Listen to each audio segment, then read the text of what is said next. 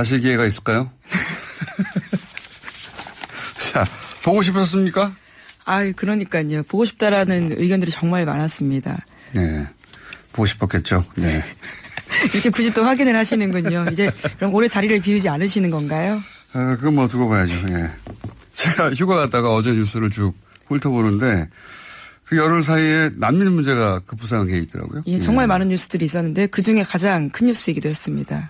근데 작년 통계까지는 아직 제가 못 봤는데 어제 와가지고 어제 왔어요. 근데 2016년 통계만 가지고 얘기하자면 2016년 한 해 독일이 받아들인 난민 숫자가 26만 명입니다. 예. 그 해 우리가 받아들인 난민 숫자가 100명이 안 돼요. 예. 그 중에 시리아가 1명이었고. 근데 제주도에 몇 명이 왔더니 500명이더라고요. 500명, 500여 명. 청와대 청원이 근데 50만 명 했다 받지 말자고. 2016년 기준으로 제가 지금 기억하는 게 2016년밖에 없어서 스페인에서 난민 한 2만여 명 받겠다고 정부가 발표하니까 그 해 바르셀로나에서만 시민들이 30만 명이 나왔어요. 너무 적게 받는다고. 예. 우리가 스페인보다 GDP가 앞섭니다, 이제. 그런데 이제 500명 난민 가지고 받아들인 것도 아니더만요. 심사해야 되는 거잖아요. 네, 현재 그런 상황입니다. 네, 심사하면 우리가 난민 인정 비율이 1%이기 때문에 5명 될까 말까 한 거예요. 예. 그래서 그 숫자 가지고 지금 유럽을 봐라 이렇게 끌고 오는 거는 좀 남부끄럽습니다. 예. 근데 이 갈등을 좀 자세히 들여다보니까 이상한 점이 있어요. 제가 어제 돌아와서 좀 자세히 들여다봤는데 이 여러 온라인 커뮤니티에 굉장히 난민과 관련한 부정적인 또는 가짜 뉴스에 해당되는. 네, 정확하지 않은 사실들이 좀 꽤 예. 돌아다니고 있습니다. 또는 뭐 이슬람은 결코 동화될 수 없다. 뭐 이런 게시물들 있을 수는 있는데 이게 굉장히 지속적으로 올라오고 자기들끼리 댓글 다는 그런 시도들이 있어요. 이거 좀 더 분석을 해봐야 되는데 이 정치적 관점에서 보자면은 난민 문제는 유럽에서 극우 정당을 불러왔거든요. 실제. 그 관점에서 보자면 이런 온라인 동향은 우리 사회의 극우의 공간을 만들어내는 측면이 있습니다. 실제 주말에 난민 반대 오프라인 집회도 있었더라고요. 예, 또 그 반대 집회까지 열렸었는데요. 네. 근데 그 난민 반대 집회 지금 5명 될까 말까 한 인정되는 500명 중에 그런 비율인 나라에서의 난민 반대 집회 좀 특이하다 싶어서 그 동영상도 찾아봤어요. 예. 어제 와서 좀 바빴습니다. 근데 보니까 거기 엄마 부대 그 주옥순 씨죠. 거기 그분도 나와 계시고 박사모도 참여하고 그리고 난민 반대 집회하면서 난민 받으면 공산화 된다는 구호도 나오더라고요. 예. 어쨌든 유럽 사례를 보면서 이제 난민 문제를 꼼꼼하게 접근해야 된다. 그런 우려가 있는 것까지는 자연스러운데 이걸 이제 정치 쟁점화하려는 매우 희한한 온라인의 시도가 있다. 또 분명한 것 같습니다. 이건 일단 여기까지 하고 앞으로 난민 관련 가짜뉴스는 뭐고 제대로 하려면 어떻게 해야 되는지 좀 짚어가 보도록 하고 첫 번째 눈에 띄는 뉴스가 그거라 좀 얘기했고요. 그 사이에 무슨 일이 있었습니까? 네, 많은 일들이 있었습니다. 남북 그리고 미국 관계 또한요 계속해서 진행되고 있는데요. 북한과 미국의 핵심 실무자가 어제 판문점에서 회동했다라는 보도가 나왔습니다. 오는 6일에 마이크 폼페이오 미국 국무장관이 3차 방북을 앞두고 실무회담을 한 건데요. 성김대사 등을 태운 차량이 통일대로를 통해서 남측으로 이동하는 장면이 방송사 카메라에 포착되기도 했습니다. 북미 협상에 관여한 실무진 회동이 확인된 것이 6.12 북미 정상회담 이후에 19일 만이라고 할 수 있는데요. 우선은 북한 쪽 카운터파트로는 최선희 북한 내무성 부상이 꼽히고 있습니다. 하지만 오늘 아침 조선일보는요. 김영철 노동당 부위원장이 나올 것으로 알려졌다라고도 보도했습니다. 그렇군요. 판문점에서 북미의 이런 인사들이 이렇게 쉽게 만난다는 사실 자체가 북미 회담 이전과 이후가 얼마나 달라졌냐 이게 증명하는 거죠. 예. 이 사람들이 이렇게 판문점에서 만났다는 게 올해 1월 달에 뉴스로 나왔으면 대박이 났겠죠. 지금 뭐 그냥 지나가는 뉴스 아닙니까? 만나겠지. 이렇게. 앞으로 이런 만남이 계속되겠죠. 예. 나중에 아마 올 한 해는 역사책에 기록될 텐데 우리는 그 기간을 살고 있는 거다. 그런 생각을 다시 한번 들게 하는 뉴스입니다. 이게. 예. 만나서 잘 얘기하겠죠. 예. 네, 만나서 잘 이야기를 해야 되는 상황인데요. 6일에 마이크 폼페이오 장관이 방북을 하는 것을 앞두고요. 어떤 실무적인 이야기들을 조율하고 있는 상황으로 보입니다. 그러겠죠. 예. 네, 그래야 될 텐데요. 네. 지금 북미 정상회담 이후에 여전히 뭐 미국에서는 부정적인 뉴스 나오고. 네, 이제 19일 정도 됐는데요. 속도가 느리다라는 비판들이 있다고 합니다. 사실 19일 만에 만난다라는 것도 빠르면 빠르다고 볼 수 있을 텐데요. 굉장히 빠른 거죠, 사실. 예, 기대감이 워낙 크다 보니까요. 이에 대해서 속도감에 대한 비판들이 꽤 있었습니다. 남북 북미 관계 비판은 계속 있겠죠. 거기도 이 북한과의 관계가 잘 되면 안 되는 세력이 미국에도 있지 않습니까? 네. 이렇게 부정적인 뉴스도 계속 나올 텐데 중요한 건 이제 트럼프 대통령이 김정은 위원장에 대해서 평가하는 걸 보면 굉장히 긍정적이에요. 네, 중심을 잡고 간다라고 볼 수 있는데요. 지난 현지 시간으로 1일에도 인터뷰를 하면서 관련된 긍정적인 메시지를 냈습니다. 김정은 국무위원장에 대해서 우리는 매우 좋은 케미스트리, 그러니까 궁합을 갖고 있다라고 하면서요. 일일이 거론하진 않겠지만 비핵화, 위대한 영웅들의 유해 송환, 그리고 다른 많은 것들도 다뤘다면서 자신이 싱가포르에 가기 전에는 인질까지 돌아왔다라고 자평하고 있습니다. 트럼프 대통령은 이제 미국 내에서 한 게 뭐 있냐, 뭐 퍼주기 아니냐, 뭐 당했다 또는 뭐 그런 이야기를 계속 듣고 있으니까 트럼프 대통령이 그 대북 문제에 있어서는 굉장히 방어적이고 그리고 특히 김정은 위원장에 대한 평가가 좋습니다. 그러니까 진심이다, 진지하다, 믿는다 그를 이런 말은 계속 하거든요. 네, 비핵화에 대해서 굉장히 진지하다라고요. 폭스뉴스와 인터뷰에서도 이야기를 했는데요. 그러니까 직접 만나본 사람으로서에 대한 평가를 하는 겁니다.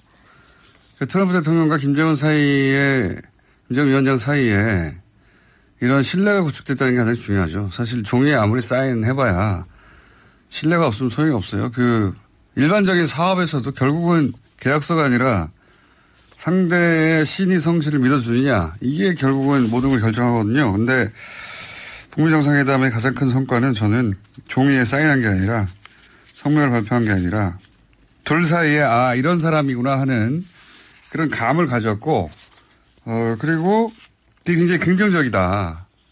김정은 위원장은 여기에 대해서 뭐라고 했는지 모르겠는데 트럼프 대통령은 지속적으로 김정은 위원장 나하고 잘 맞는다. 예.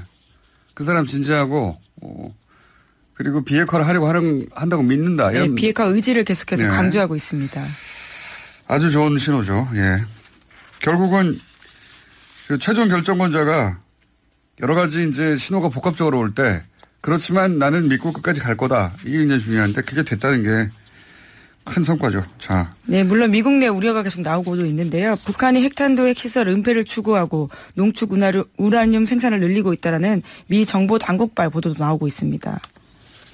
그런 보도도 있고 이제 뭐 북한이 악마로 계속 남아줘야 이득이 되는 정치적 경제적 이득이 되는 세력들이 있죠. 뭐 강경파들도 그렇고 또 전문가들도 그렇고 군산 복합체도 그렇고 북미 소규가 되기까지 이런 세력들이 계속해서 이제 부정적인 뉴스를 내겠죠. 예. 그런 세력도 다뤄야 되고 특히 미 의회가 결국은 나중에 통과를 시켜줘야 되는데 수교를 하면 그래서 우리 미국에 계신 미국 교민들의 역할이 있다. 그 얘기를 계속해 왔는데 오늘도 한번 다뤄보겠습니다. 여하간 앞으로도 국내도 그렇지만 미국 내에서도 북미 관계가 안 되길 바라는 사람들은 계속 있을 겁니다. 우리 남북 문제도 개선이 속도감 있게 뭔가 이루어지고 있네요. 네, 네. 계속해서 진전되고 있는데요. 어제 서해 연평도 해상에서 남북 함정 간 한라인이 10년 만에 복원됐습니다. 그동안 한반도의 화약고로 불리는 서해 NLL을 사이에 두고 교신을 한 건데요. 우발적인 상황에 대처할 수 있는 한라인으로 군사적 긴장이 완화됐다라는 데 의미가 있습니다. 지난달 14일에 장성급 군사회담에서 한 합의에 따른 조처입니다. 그렇군요. 이게 예전에 연평도 굉장히 대단한 뉴스예요. 사실은 연평도 폭격이 있고 연평도 사이로 긴장감이 대단한데 이제 연평도 해상에서 군함끼리 서로 교신을 했다는 거 아닙니까? 예. 네, 이제 한라인이 되어서요. 수시로 주고받을 수 있는 상황이 생겼다라는 건데요. 우리 고속함이랑 그쪽 경비함이랑 서로 호출했다는 거 아니에요? 예. 이것도 굉장히 오늘 초에 나왔으면 대단한 뉴스였는데 하도 뉴스가 많아서 그런가 보다 합니다. 근데 굉장히 우리가 월드컵 보는 사이에 휴가 간 사이에도 계속 이런 진전이 이루어지고 있다는 거고요. 예, 또 다른 진전도 있습니다. 개성공단 내 남북 공동 연락사무소 개설을 위해서요. 오늘 개보수 공사가 시작된다라고 하는데요. 남북이 지난달에 19일에서 20일 개보수 공사 사전 준비를 마무리한 다음에 공사 일정을 상호 협의한 다음에 이뤄진 일입니다. 그러니까 오늘부터요. 관계 인력들이 출퇴근 방식으로 개성공단을 들어가게 됩니다. 그렇군요. 개성공단은 이제 머지않아 다시 가동이 되겠네요. 자, 남북 북미 관계 말고 또 뉴스 있습니까? 네, 김정은 위원장 동정 관련된 소식도 있는데요. 북미에 이어서 북중 정상회담까지 마쳤던 김정은 위원장이 첫 공개 행보를 가졌습니다. 장소는 북중 국경이 맞닿아 있는 신도군인데요. 여기가 경제특구에 속해 있는 곳입니다. 이어서 또 신의주 화장품 공장도 찾아서요. 경제활동들을 계속 이어갔다라고 합니다. 아, 그러니까 북미, 그러고 나서 북중 또 한 번 했죠. 네, 그렇죠. 3차 북중 회담이었습니다. 자주도 가요, 이제. 북중 한 다음에 처음으로 간 데가 여기라는 거죠, 지금. 네, 북중 국경이 맞닿아 있는 곳인데요. 그렇기 때문에 의미가 있습니다. 경제특구인가요, 여기가? 네, 경제특구 황금평 경제특구가 속해 있는 곳이기도 한데요. 또 이어서 중국이 유엔의 대북 제재 완화를 요구하고 나섰다라고도 합니다. 이런 뉴스를 보니까 올해 유엔 총회에 김정은 위원장이 참석해서 연설하지 않을까 이런 생각도 듭니다. 왜냐하면은 그 대북 제재를 푸는데 미국 내 여론도 중요하고, 또 동시에 국제사회의 어떤 여론도 중요하잖아요. 유엔 총회 같은 데 나와서 연설하고, 중국이 대북 제재 완화를 요구하는 성명을 유엔 안보리에 냈다고 하니까, 그러니까 동시다발로 그런 노력을 할 것 같아요. 유엔 총회 김정은 위원장이 연설하면 그것도 대박이겠네요. 네. 그럴 수도 있을 것 같습니다. 요즘 나오는 뉴스를 보면. 그런 뉴스들이 좀 있고, 그 외에 국내 뉴스는 뭐가 있습니까? 네, 재판거래 의혹이 계속해서 수사가 진행 중인데요. 수사가 좀 더딘 편입니다. 그런데 이제 검찰이 강제 수사에 본격적으로 나섰다라는 보도들이 나오고 있는데요. 양승태 대법원이 자신들의 수건 사업인 상고법원 설치에 반기를 들었던 하창우 전 대한변협 회장을 압박하기 위해서 사찰을 하거나 선거에 개입하려 했다라는 문건이 나왔습니다.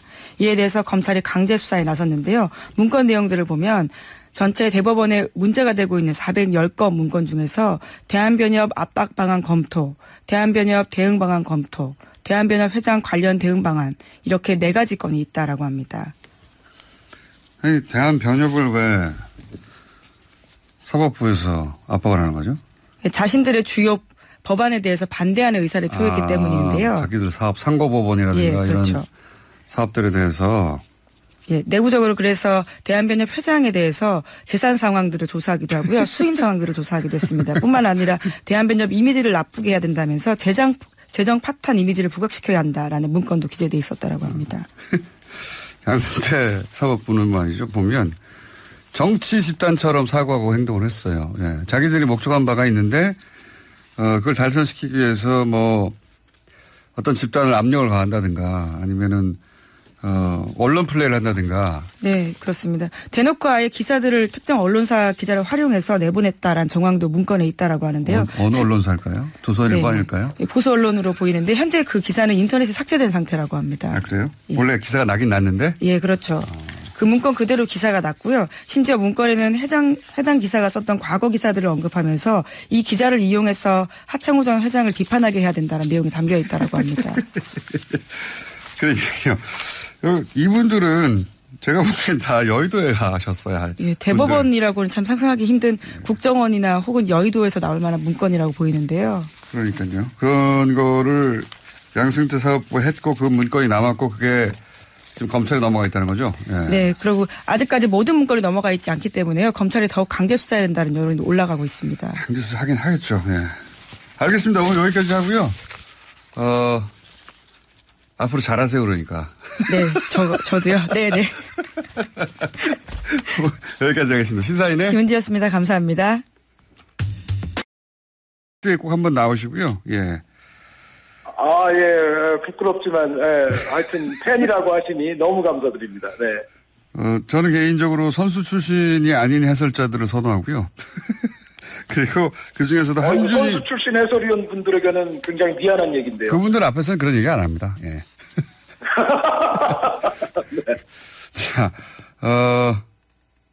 오늘 새벽에도 재밌는 경기가 있었습니다. 그죠? 예. 크로아티아, 덴마크. 예.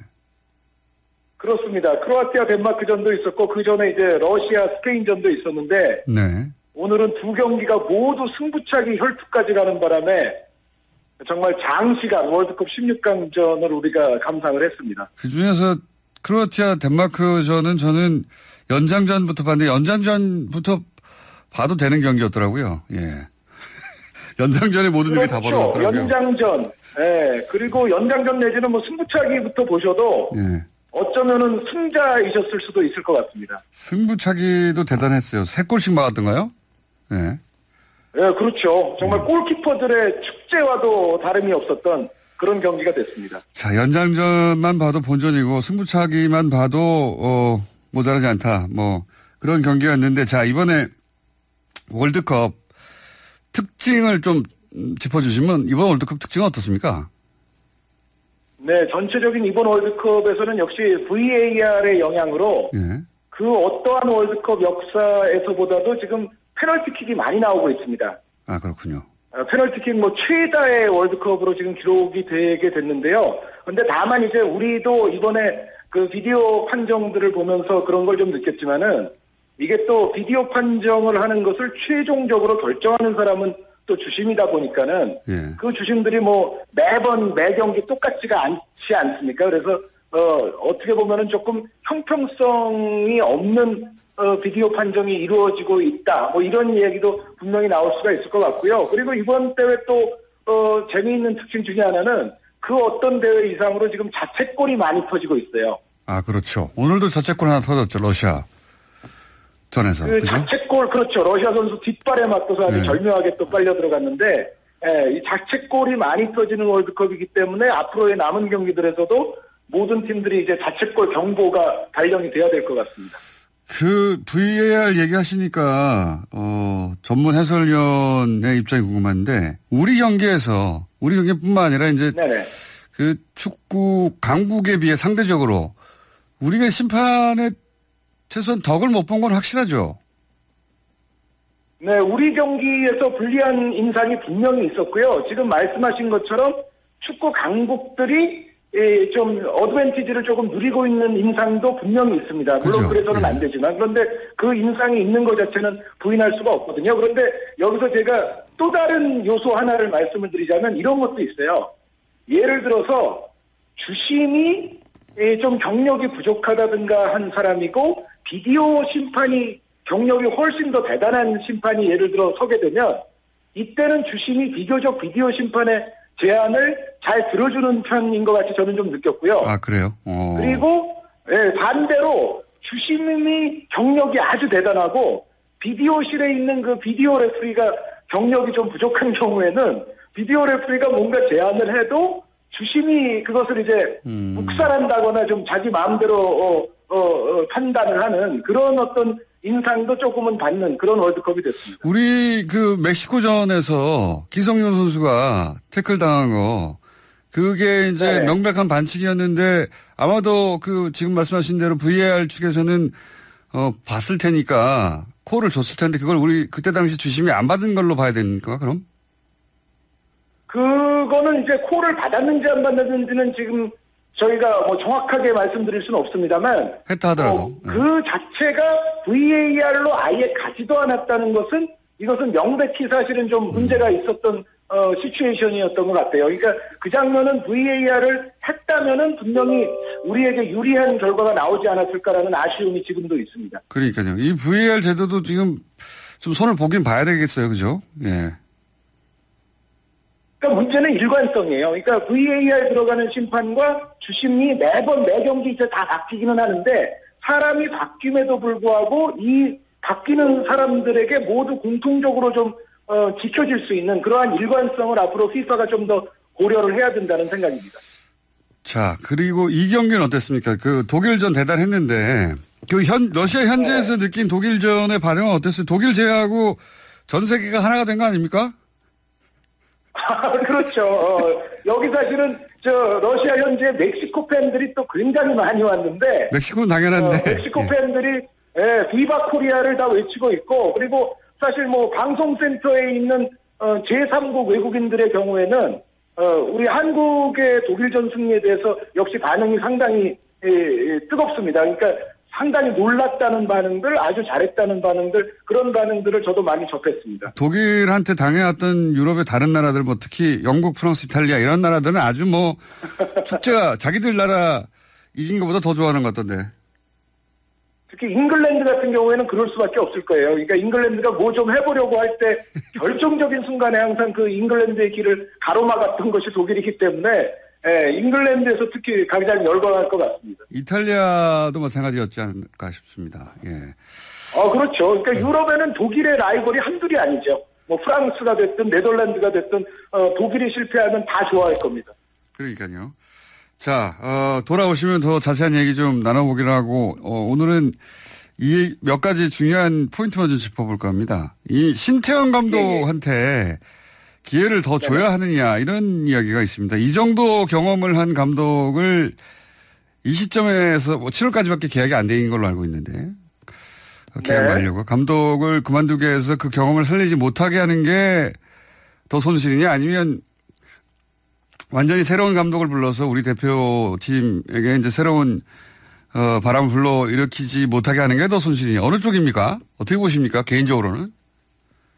물론 이제 신태용 감독이 또 이번에 독일전도 막판에 놀라운 승리를 또 거뒀지 않습니까? 네. 그래서 신태용 감독 자체는 제 생각에는 새로운 감독을 우리가 정하려고 할 때 후보군에는 분명히 포함될 수 있다고 저는 생각을 합니다. 그리고 이제 그보다 더 강하게 주장하시는 분들은 이제 신태용 감독 유임을 또 주장하시는 분들도 계실 텐데 그런 분들에게도 물론 일리가 있다고 저도 생각을 하는데 다만 이제 이거는 이렇게 봐야 될 것 같습니다. 우리가 지금 신태용 감독이냐 아니면 다른 감독이냐 또 다른 감독이라면 뭐 한국인 감독이냐 외국인 감독이냐 여러 이제 주장과 의견이 나올 수는 있는데 저는 여기서 누가 감독이냐가 중요하다기보다도 감독을 어떻게 뽑을 것인가, 감독을 어떠한 기준을 가지고 뽑고 어떻게 심사를 해서 결정할 것인가가 저는 오히려 가장 중요한 문제라고 생각을 하거든요. 그 기준과 심사에 비추어서 신태용 감독이 더 나으면 신태용 감독이 계속하는 것이고 아니면은 다른 후보 감독이 신태용 감독보다 확연히 장점이 많다는 것이 이제 기준이라든가 심사에 의해서 밝혀지면 또 새로운 감독으로 갈 수도 있는 것이고 그래서 여기서 문제는 포인트는 신태용 감독으로 해야 된다, 안 해야 된다라기보다도 어떠한 기준을 가지고 어떻게 심사를 해서 우리가 새로운 감독을 정할 것이냐가 더 중요한 것이고 더 근본적인 것이라고 저는 생각을 합니다. 그러면 어떤 기준이어야 합니까? 새로운 감독은 보시기에 한두 가지만. 네, 새로운 감독은 그러니까 이런 겁니다. 우리가 얼마 전에 아시안 게임 감독을 이제 새로 선임을 할 때 김학범 감독이 이제 선임이 되지 않았습니까? 근데 과거보다는 훨씬 더 엄정한 기준과 이제 복잡한 심사를 좀 거쳤거든요. 그러니까 예를 들어 연구 과제를 부여해서 내준 다음에 그것에 대해서 이제 과제를 수행토록 하고 프리젠테이션을 들어보고서 이제 또 심사를 하는 그러한 형태로 김학범 감독도 아시안게임 감독으로 선임이 됐는데 국가대표 감독이라면은 아시안게임 감독 뽑는 것보다도 더 기준이 세밀하고 까다롭고 뭔가 과제를 내주고 그것에 대한 프리젠테이션이라든가 대한민국 축구의 미래의 청사진을 정확히 제시할 수 있는 뭔가 그러한 것을 엄격하게 심사를 한 다음에 저는 뽑아야 된다고 생각을 하거든요. 그래서 아시안게임에서 김학범 감독 선임한 그 기준치와 그 심사 방식보다 좀 더 세밀하고 엄격하게 해서 대표팀 감독을 뽑아야 된다는 생각입니다. 그 얘기하고 그리고 축구협회 얘기는 이게 전화 연결로 다 할 수 없을 것 같아서 돌아오시면 얘기를 본격적으로 한번 해보기로 하고요. 거기 계시는 기간 동안 아직 제가 뭐 여쭤볼 질문들이 남아있는 게 뭐냐면 지금까지의 경기력을 볼 때 우승팀은 누굽니까? 어디입니까? 프랑스, 브라질. 지금까지의 경기력을 볼 때. 예. 잉글랜드, 크로아티아 정도. 우리에게 패한 독일도 집에 갔고요. 아르헨티나 집에 갔고, 포르투갈도 집에 갔고, 이제 스타 군단인 스페인도 집에 가지 않았습니까? 그러니까요. 예. 그렇다면은 지금까지의 모습만으로 봤을 때는 이제는 브라질과 프랑스의 승부가 될 확률이 그래도 가장 높지 않느냐라는 생각입니다. 크로아티아도 잘하던데 보니까. 크로아티아도 잘하진 않은데 이제 오늘 경기는 그런데 크로아티아가 다소간 실망스러웠거든요. 그런데 그런 관점에서 본다면 크로아티아는 좋은 날과 좋지 않은 날이 조금 명확하게 갈릴 수 있고. 그럼 프랑스하고 브라질 중에 하나 골라주세요. 예. 프랑스와 브라질 중에서요. 예, 브라질 중에. 지금까지 봐서는 저는 프랑스 고르겠습니다. 프랑스요? 예. 네. 틀리면 10,000원 주세요. 그리고 한 가지만 더. 10,000원이면 됩니까? 일본, 벨기에는 어떻게 됩니까? 일본, 벨기에 내일 제가 중계 예정으로 있습니다만, 일본이 여기서는 안 되지 않을까라고 저는 생각합니다. 그러니까 벨기에가 기본적으로 개인기와 힘, 높이 이런 거를 동시에 다 갖춘 팀이기 때문에 예를 들어 높이와 힘으로만 폭격을 해도 벨기에가 일본은 충분히 무너뜨릴 수 있지 않을까라는 생각이고 여기에 이제 또 기량 테크닉이 좋은 선수들도 갖추고 있기 때문에 전반적으로 일본의 행보는 여기까지가 될 공산이 크다는 생각입니다. 근데 일본이 의외로 벨기에와 상성이 좋지 않나요? 상대 전적이 꽤 괜찮은 걸로 알고 있는데. 그렇죠. 그런데 지금 이 상황에서의 대결은 평가전이라든가 이런 상황에서의 대결과는 완전히 다른 것이 될 것이고, 벨기에 입장에서도 벨기에가 사실 지금 멤버가 상당히 화려하고, 이른바 황금 세대라는 평가를 받는 멤버인데, 여기서 침몰하게 되면 벨기에 입장에서도 데미지가 엄청나게 클 거거든요. 벨기에 선수들도 이 한 판은 놓치지 않을 거라고 저는 확신을 합니다. 자, 만약에 일본 8강 올라가시면 책임지세요. 네. 네. 그건 또 얼마죠? 그건 액수가 상당할 예정입니다. 예. 벨기에가 이깁니다. 어쨌든. 네. 네. 벨기에가 만약에 지면 축구협회가 난리가 날 것 같습니다. 그런 좋은 점은 있네요. 그런가요? 네. 그런데 사실 우리가 우리 자신을 좋게 만드는 방향으로 개혁을 하고 이제 미래를 준비해야지. 사실 남이 어떻게 하든지 그 눈치 볼 필요는 없는 것 같습니다. 그런데 말이죠. 일본 진출하면 네네. 배가 너무 아파요. 그렇죠. 또 아무래도 또 비교가 어쩔 수 없이 될 수 있는 부분도 분명히 있기는 할 겁니다. 어쩔 수 없는 정도가 아니라 배가 너무 아파요. 안 됩니다, 그거는. 오늘 여기까지 하고요. 귀국하시면 이 축구협회 이야기하고 감독 얘기하고 좀 자세히 좀 나눠봤으면 합니다. 스튜디오에 한번 꼭 나와주세요. 알겠습니다. 감사합니다. 네, 오늘 여기까지 하겠습니다. 감사합니다. 감사합니다. 월드컵 잠깐 짚어봤습니다. KBS 한준희 해설위원이었습니다. 2588 대리운전 협찬 서울 토피스 제공 7시 40분 교통정보입니다. 강변북로와 올림픽대로 두 도로 모두 일산 공항 쪽으로 강동대교부터 한강대교까지 밀립니다. 강변북로는 1시간 10분 정도, 올림픽대로는 같은 구간 1시간 15분 정도 걸립니다.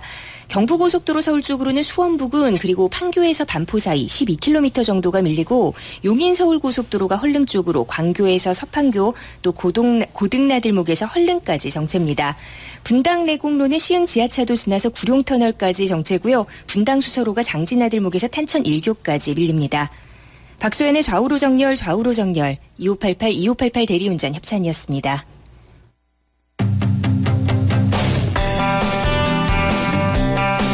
제주 예멘 난민 문제 짚어보겠습니다. 분명히 논의해볼 만한 주제이긴 한데 그런 본격적인 논의 이전에 가짜뉴스가 너무 많다 해서 오늘은 팩트체크 한번 진행해보겠습니다. 한겨레 21의 이재호 기자 나오셨습니다. 안녕하세요. 네, 안녕하세요. 한겨레 21의 이재호 기자입니다. 제주도 목소리가 좋으시네. 감사합니다. 제주도에 직접 가서 취재하셨다고요? 예. 네, 지난주랑 지지난주 두 차례 걸쳐서 다녀왔고요. 한 8, 9일 정도 갔다 왔습니다. 우리나라에 예멘 난민이 온 총 숫자가 지금까지 얼마나 됩니까? 지금까지 총 94년부터 하면 1,005명으로 1,000명 정도 와 있습니다. 24년간 1,000명밖에 신청 안 했어요? 네. 네네. 그러면 전 세계의 예멘 난민들 총수 중에 우리나라에 온 예멘 난민의 숫자는 그러면 지금 500여 명으로 따지면 몇 퍼센트 정도 되는 거예요? 한 0.4% 정도인데요. 그러니까 유엔의 보고서에 따르면은 전 세계에서 난민이나 망명을 신청한 예멘인 수가 한 28만 명 정도에 이른다고 보고를 하고 있습니다. 그중에 0.4%. 네네. 네. 극히 일부가 온 거네요, 우리나라에. 네, 맞습니다. 극히 일부. 네. 근데 이제 예멘하고 우리하고 접점이 거의 없잖아요. 네, 사실 종교적으로나 그렇죠. 네. 언어도 그렇고 문화적으로나. 이들이 우리나라를 굳이 찾아온 이유는 뭡니까? 솔직하게 말씀드리면 다른 나라들이 더 이상 받아주지 않아서 그렇습니다. 네. 그렇겠죠. 네. 네. 그런데 예를 들어서 아시아에서 말레이시아가 그나마 네. 그 무슬림 인구가 많아서 네. 거기 많이 갔을 것 같은데 거기 몇 명 정도 갔습니까? 거기 2만 명 정도가 갔고요. 2만 실제로 거기 예멘에서 갈 수 있는 나라 중에 하나였습니다. 말레이가. 그래서 그렇죠. 많이 가 있는 걸로 알려져 있습니다. 종교적으로도 네. 그렇고 말레이가 2만 명인데 우리나라에는 500명 정도 온 거고 올해 500명이 왔고 총 1000명이. 네. 총 이때까지 네네. 총 1000명. 94년부터 1000명이라는 거죠. 다 합쳐서. 네네네네. 네. 올해 많이 온 거네요. 올해 많이 왔습니다. 네. 그러니까 실제로. 네. 다른 나라에서 더 이상 예멘 난민이 받아들이지 않아서 네. 네. 말레이 같은 것도 또 한 2만 명 정도 갔는데 거기서도 이제 수용이 안 되는 인원들 네, 중에 정확하게 말씀드리면 이제 작년까지 예멘에서 말레이로 갔던 경우에는 뭐 2년 3년까지도 체류를 허용을 해줬었는데요. 너무 늘어나니까 말레이 정부가 2만 명 정도가 올해 법을 바꿔서 이제 3개월 이상 머물지 못하도록 바꾼 겁니다. 그래서 이렇게 다른 곳을 찾다 보니까 그중에 제주도가 그렇군요. 눈에 띄었던 거죠. 말레이가 2만 명. 네. 말레이시아도 2만 명인데 더 이상 못 받겠다. 예. 네, 그렇습니다. 우리는 이제 500명 와 있는 상태고 여기 난민들이 대부분 남성이라고 처음에 네. 이제 가짜 뉴스는 제가 보니까 전부 다 남자라고 했는데 그건 아니었고. 그건 아니고요. 네. 예. 그러면 숫자가 어떻게 되는 겁니까? 몇 명이 남자고 몇 명이 여자인 겁니까? 정확하게는 이제 549명 중에서 504명이 남자고 여성이 45명인데요. 그런데 여성 같은 경우에는 거의 남편이나 가족이랑 온 경우가 많아요. 그래서 그러니까 같이 한 왔다는 100여 명 얘기죠. 커플로. 정도는 네.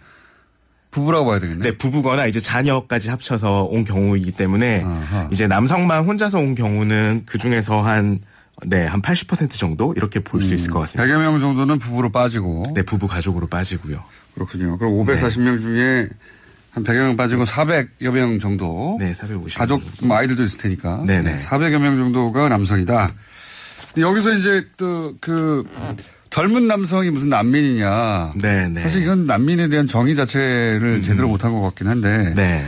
난민이 뭐 젊고 늙고 남녀 구분은 없는 건데. 여하간 젊은 남성은 약자가 아니지 않느냐 이거죠. 한마디로 말하면. 네. 그런 지적인데 이 문제는 어떻습니까? 이게 왜 젊은 남성이 많은 거죠? 젊은 남성이 정확하게 징집 대상이 되기 때문입니다. 강제 징집 대상이 되기 때문인데요. 현장에서 얘기를 나눠 보면은 거기 후티 반군이 강제로 일단 납치를 해서 끌고 간 다음에 총을 주고 전쟁터로 내몰아서 총알바지로 쓰는군요. 뭐 이렇게 해서 전쟁에 나가지 않겠다고 하면 그럼 너는 반군이다라고 간주를 해서 총살. 구속을 하거나 이렇게 죽이거나 이렇게 하다 보니까 일단은 거기 끌려갔다가 오신 분들도 꽤 많아요. 이야기를 해보면 현장에서. 그러니까 군에 납치됐다가 이렇게 빌고 탈출해서 온 경우도 많아서요. 일단 젊은 남성이 많은 이유는 징집 대상이기 때문으로 볼 수 있을 것 같습니다. 그렇군요. 네. 그러니까 정상적인 징집이 아니라 반군에 끌려갔다가 네네. 탈출했다든가 그런 케이스다. 네. 그리고 이제 돈을 벌어야 하는 이유도 사실 있기는 한데요. 그러니까 일각에서는 이들이 비행기를 타고 와서 그리고 돈을 벌러 온 위장 취업을 하러 온 가짜 난민이라고 하는 이야기를 많이 하는데요. 실제로는 이들이 이제 어떻게 왔는지를 좀 볼 필요가 있는데 돈이 보통 예멘에서 벌어서 나오는 게 아니라 자기보다 앞서서 나갔던 형제들 그 근처에 사우디나 저기 수단이나 나가서 돈을 벌어서 그들이 자금을 마련해주면 그 자금으로 나오는 경우가 많아요. 아하, 그렇군요. 그러니까 이 사람들도 일단 나왔기 때문에 나와서 돈을 벌어서 좀 가능하다면 지금 현재로서는 생활하는 것만 해도 벅차지만 과거 우리나라도 그랬어요. 우리나라에서 네, 맞습니다. 정확하게 비슷한 양상입니다. 예, 미국에 먼저 형제가 가고 네네. 부모가 가고 부르고 네네. 그랬었죠. 그런 양상이네요. 그러니까 네, 이 사람들이 맞습니다. 돈이 있고 여유가 있어서 비행기를 타고 나온 게 아니라 먼저 탈출했던 그 형제 자매들이 그 자리에 거기서 이제 왜냐하면 죽으니까 네. 그 나라에 있다가는 네. 비행기 표를 보내주거나 하면 그걸 타고 온 사람들이지 돈이 여유가 있어서 여기로 온 게 아니다. 네. 맞습니다. 그러니까요. 비행기를 탔다는 이유만으로 보트피플은 아니지 않느냐 네, 네, 이렇게 네. 얘기하는데 예멘에서 배 타고 여기까지 못 와요. 꽤 힘들 겁니다. 네. 네. 그래서 그 형제자매들이 보는 우리나라에서도 이렇게 가족이 재결합할 때 난민 인정 비율이 높거든요. 제가 네, 알기로는. 맞습니다. 네, 예. 네, 네. 가족이 먼저 나왔고 네. 그 다음 가족 형제나 부모를 부르는 경우에는 난민 인정 우리나라 비율이 굉장히 낮지만 네. 1%대로 과거에 내가 알고 있었는데 요즘 좀 올라갔나요? 네, 최근에는 4%까지 된다는 보고가 있는데요. 그런데 중간에 이제 난민 심사를 포기하고 나간 경우까지 계산을 하면은 뭐 3% 정도로 추산하는 경우. 전 세계에서 가장 나거든요, 거의. 거의 네. 10분의 1, 세계 평균의 10분의 1 정도. 네. 세계 평균이 38%인 상황이니까요. 네. 그러니까 우리나라에서 난민 문제가 이렇게 크게 그 열흘 사이에 됐다는 게 너무 신기했어요. 네. 우리나라 난민이 안 받기로 유명하거든요. 네. 그래서 난민이 잘 안 옵니다. 와도 몇백 명 수준 온 것도 이게 정말 적은 숫자거든요, 이게. 네. 이 적은 숫자도 우리가 수용하지 못할 정도의 국가가 아닌데. 네. 여하간 계속 팩트 체크 해보겠습니다. 어쨌든 한 3% 정도까지 올라왔다. 네. 네, 재작년인가 3년 전인가 4년 전 통계가 1%였어요. 네, 1.1%인가? 3% 정도는 됐다. 이 500명도 3%, 4% 적용해도 몇 명입니까? 5명, 10명 그 정도 수준밖에 안 된다는 얘기잖아요. 네, 많이 대신 이제 통상적으로 그 확률상으로 봤을 때는 인정받을 수 있는 비율은 크게 높지 않을 것 같습니다. 10명도 안 된다는, 10명 난민 때문에 결국 이런 사단이 나고 있다는 거나 마찬가지예요. 네. 자, 그래서 이런 팩트 체크 한다는 게 저는 좀 이상합니다. 이렇게까지 할 일이 아닌 것 같은데. 네. 자, 그리고 또 이런 얘기도 있습니다.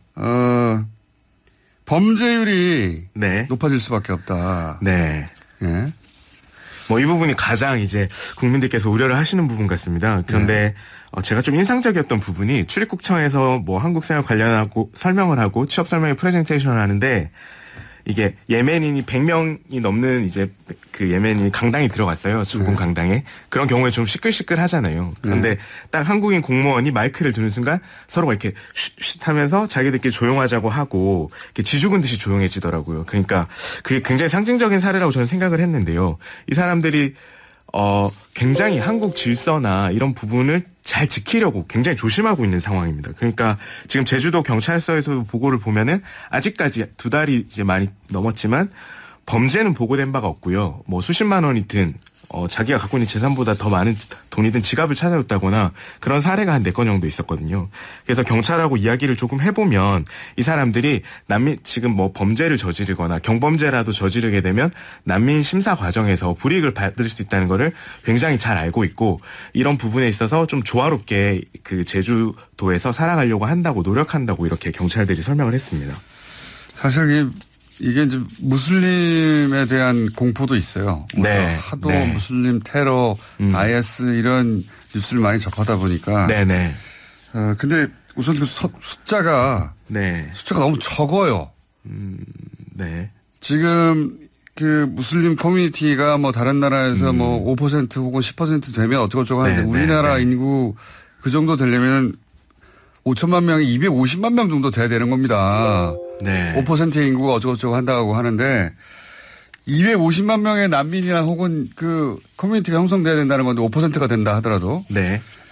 지금 5명, 10명 가지고 하는 거예요. 난민 인정이 되는 비율로 보자면. 네. 참, 이렇게까지 부정적이고 비판적이고 하는 여론이 갑자기 형성된 게 좀 이상한데. 네. 자, 청년 일자리를 뺏는다. 이건 어떻습니까? 뭐 사실 이 부분도 어디에도 근거가 없는 상황입니다. 뭐 제주에 있는 예민 난민들이 현재 취업한 양상을 보면은 거의 대부분이 양식업장, 뭐 고기잡이배, 돼지고기 식당, 횟집 종업원으로 간 상황인데요. 이 직군에 있는 현지 주민들 뭐 식당주나 뭐 선주 분들하고 얘기를 하면 이미 한국 사람들이 많지 않은 직군이었어요. 뭐 동남아나 이쪽에서 일을 하시는 분들이 많았던 부분이고요. 그리고 이제 난민 심사를 통해서 인정받은 사람이 저희가 94년부터 지금까지 총 839명이라고 말씀을 드렸는데요. 23년간 네. 800명 됐습니다. 작년에 좀 늘었나 보군요. 네. 재작년까지 통계가 700여 명이었는데. 그러니까 난민 심사에서 거절을 당하거나 아니면 난민 심사 과정, 그러니까 인정 못 받은 경우에는 단순 노무직밖에 할 수가 없어요. 그러니까 전문직으로 갈 수가 없는 상황이죠. 그래서 아까 말씀드린 839명을 제외한 나머지는 그러니까 전문직으로 갈 수가 없는 겁니다. 그렇다면은 우리가 이제 우리 젊은 층이 일을 하고자 하는 그런 부분, 정규직, 특히 그런 일자리를 뺐을 거라는 거는 가능성이 굉장히 희박하다고 볼 수 있겠습니다. 뭐 가능성이 없죠. 네. 24년간 800명 난민 인정했다니까요. 네. 800명입니다. 800명. 8만 명이 아니고요. 8천 명도 아니고 80만 명도 아니고 800명이에요. 24년간. 숫자를 좀 봐주시고 자꾸 이 숫자는 무시하고 네. 무슬림에 대한 이미지 이걸 가지고 자꾸 이런 가짜뉴스를 많이 만들어내는데 그리고 뭐 이게 어디서부터 시작됐을까요? 갑자기 궁금해지는데 제가 어제 와서 이제 커뮤니티를 돌다 보니까 네네. 난민 문제가 그 숫자로 보나 네네. 정도로 보나 우리의 난민 인정 비율로 보나 네. 이렇게까지 크게 갈등을 일으킬 만한 사안이 아닌데 네. 갈등이 어마어마하게 커진 것처럼 비춰지는 어떤 그 활동들이 있더라고요. 네, 제가 이 부분 이제 제주도에서 취재하면서 사실은 그 부분을 보고 가봐야겠다고 생각해서 지난주 토요일에 집회 광장을 가봤었는데요. 네. 집회가 있었던 광장을 가봤는데 좀 흥미로웠던 부분이 인구 구성이었습니다. 대부분 20대, 30대가 많았고요. 그중에서 젊은 여성층의 비율이 현저하게 높았었습니다. 그래서 그 집회 현장에서 그 맞불 집회도 있었는데요. 그 집회 숫자는 난민 반대 집회가 한 700명 정도 경찰 추산으로 그리고 찬성 집회가 70명 정도 해서 10배 정도 많았는데요.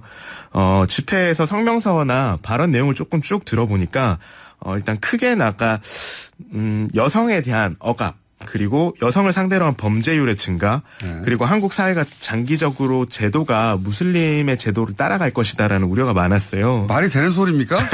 난민 전체 24년간 800명 인정됐는데 800명 때문에 네. 무슨 법규를 바꾼다는 게 이슬람화가 된다는 게 말이 안 되는 소리인데 이게 어떻게 먹히죠? 그런데 이 부분에서 조금 들여다봐야 되는 게 제가 그래서 실제로 그 무슬림의 이제 그 예멘에서 온 무슬림 여성에게 연락을 했어요. 전화를 해서 이야기를 해봤고 한국 여성들이 이런 부분에 대해서 우려를 갖고 있다. 이들이 여성을 학대하고 그리고 폭력을 자행한다는 거에 대해서 어떻게 생각하니까 사실 무근이다. 그리고 무슬림 국가에서 과거에 한때 여성을 억압했던 그런 문화가 있지만 전통이 있었지만 무슬림 사회도 계속 변화를 해왔고 여건이 신장되는 방향으로 나아가는 도상에 있는 거다. 그리고 일부 남성이 그렇게 억압하는 거는 뭐 한국이나 다른 문화권도 마찬가지지 않냐 이렇게 얘기를 했었습니다. 아니 근데 저는 우리가 그렇게 이제 무슬림 문화에 대한 오해도 있지만 네. 그 무슬림화 될 것이라고 하는 우려 자체가 네. 말이 되느냐는 거죠. 기본적으로. 이게 20몇 년간 800명 정도 받아놓고 네네. 그러면 해로 나누면요. 한 해당 2명 뭐 이런 정도예요. 20명입니까? 아, 2명이 아니라 20명 정도 되는 거예요. 네네네. 그 숫자 가지고 우리가 무슬림화 된다느니 이런 호들갑을 떠는 게 말이 되나요?